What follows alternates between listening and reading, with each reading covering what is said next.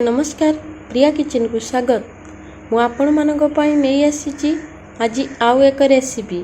आज रेसिपी रे आमे बनेइबा मटर आलू घुगुनी। मु मटर नहीं आलू काटी नहीं एबे आमे सिझेई दबा। एबे आमे देखि दबा। देखंतु केते सुंदर भाबरे हमर सिझी जाईची।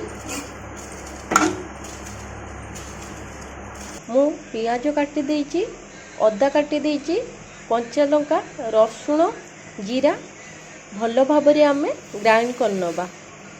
देखंतु केते सुंदर भाबरे तेल हमर गरम हो जाईची। पान मधुरी जीरा पके दबा। अल्प चीनी पकेबा। भल भाबरे हवा पई छाड़ी दबा। एबे आमे कटा हेतिबा पियाज पके नबा। तेजपत्र पके दबा।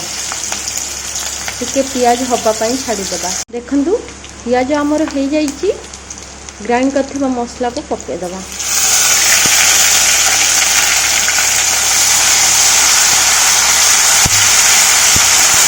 टिके मसला हवा पई छाड़ी दबा। देखंतु मसला हमर हे जाईची।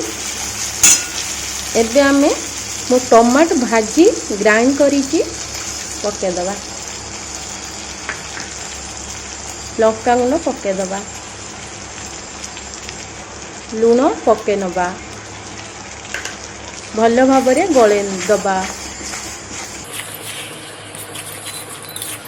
के समय पई छाड़ी दबा। देखंतु केते सुंदर भाबरे मसला हमर हे जाईची।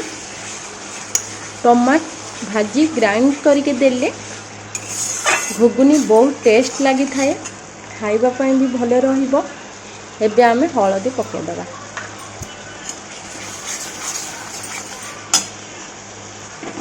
मटर आलू को पके दबा। भल भाबरे कसी हवा पई टिके छाड़ी दबा।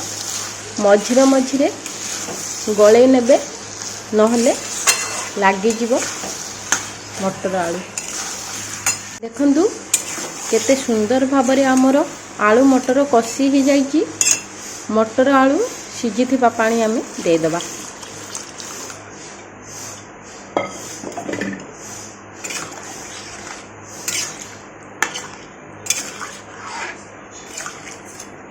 टिक्की छाड़ी दबा।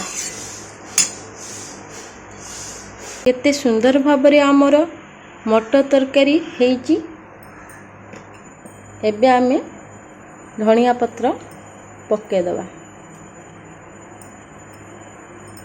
लास्ट को गुजराती दालचीनी मु गुंड करची पके दबा।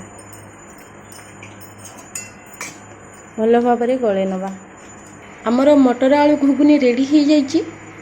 जदि मो वीडियो आपण मानको भल लागुची मो चैनल को लाइक करंतु, शेयर करंतु एंड सब्सक्राइब करंतु। आउ थरे देखा हबो आपण मानको साथी रे नेक्स्ट वीडियो रे।